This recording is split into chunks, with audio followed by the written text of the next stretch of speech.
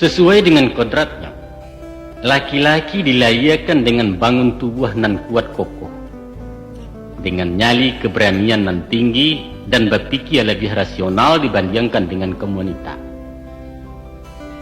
Barangkali dengan segala kelebihannya itulah timbul naluri ingin memimpin, memberikan perlindungan kepada wanita nan memang membutuhkan.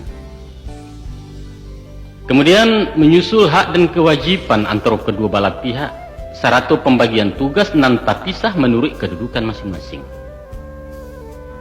Sajak manusia tinggal di gua-gua, sampai kepada mengenal peradaban bahkan taruh ke zaman teknologi kini nangko, rupanya pembagian wewenang itu masih tampak nyata, walau batih dan versinya mengalami perubahan-perubahan.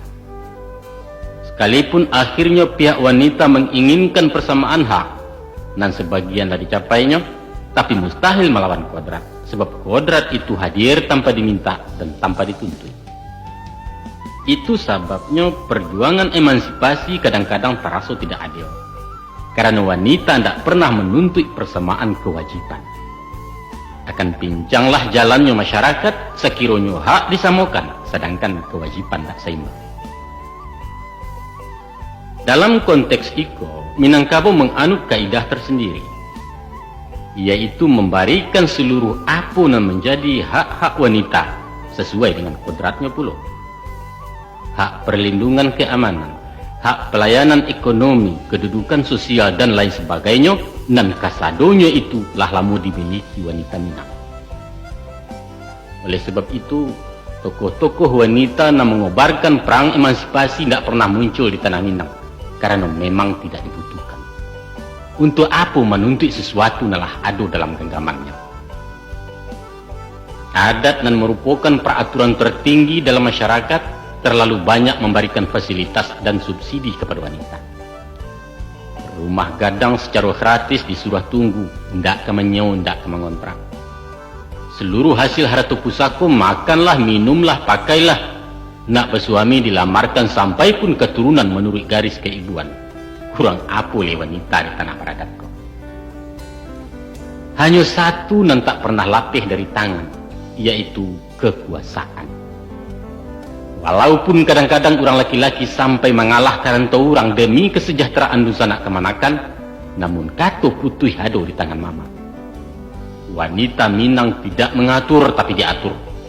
Mereka hanya punya hak pakai, bukan memiliki.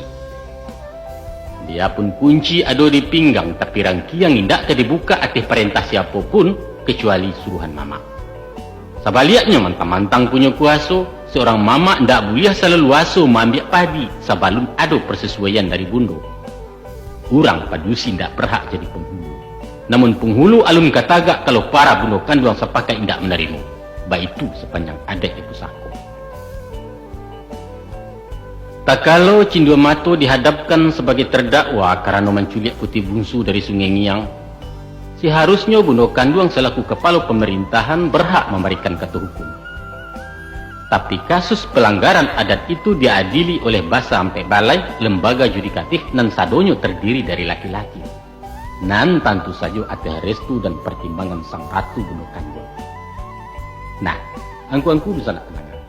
Dari keseimbangan hak dan kewajiban itulah terciptanya kerukunan dalam masyarakat Minangkabau.